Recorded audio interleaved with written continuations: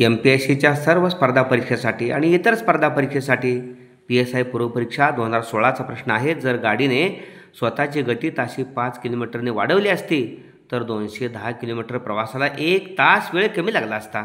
तर गाडीचा सुरुवातीचा वेग किती? पर्याय आहेत 28 किलोमीटर तासी, 32 किलोमीटर तासी, 30 किलोमीटर तासी आणि 35 किलोमीटर तासी. या ठिकाणी गाडीचा सुरुवातीचा वेग आपण x मानला. एकूण अंतर 210 किलोमीटर जायचं आहे. गाडीचा वेग 5 किमीने वाढवला तर तो काय होणार? x अधिक 5 होणार आणि वेळ 1 तास कमी लागतोय. त्यामुळे सूत्र काय आहे? वेळ बरोबर अंतर भागिले वेग.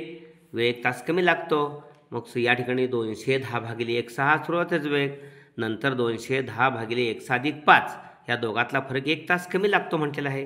हे सोडवायचे. या ठिकाणी 1 बरोबर 210ला तिरकस गुणाकार x अधिक 5 गुणायचं, वजा 210ला x गुणायचं, 210x भागिले x आणि x अधिक 5 यांचा गुणाकार x वर्ग अधिक 5x. xने xला गुणलं, xनं 5ला गुणलं, x अधिक 5x, x वर्ग अधिक 5x 1ला गुणले आणल्यानंतर x अधिक 5x, x वर्ग अधिक 5xनं 1ला गुणले की x वर्ग अधिक 5x, 210 अधिक x, 210 गुणले x 210x अधिक 5 न 210ला 5 0 0 5 1 5 5 2 10 1050 वजा 210x. हे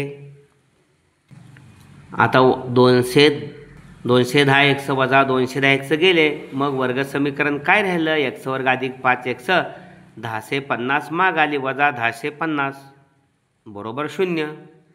या 1050चा अवयव पडायचं 35 गुणिले 30. 35 गुणिले 30चा गुणाकार 1050 आणि दोघातला फरक येतोय 5, परंतु मधल्या पदाचे चिन्ह मोठ्याला द्यायचं. त्यामुळे याचे अवयव x अधिक 35, दुसऱ्या कंसात x वजा 30, 30ला वजा द्यायचं बरोबर 0. एकदा x अधिक 35 बरोबर 0 घेतला, अधिक 35 पलीकडे गेले x बरोबर वजा 35 आणि x वजा 30 बरोबर 0, x बरोबर अधिक 30. पण वेग हा ऋण नसतो, त्यामुळे x बरोबर 30, सुरुवातीचा वेग 30. अचूक पर्याय आहे गाडीचा सुरुवातीचा वेग पर्याय तिसरा 30 किलोमीटर तासी. ओके, धन्यवाद.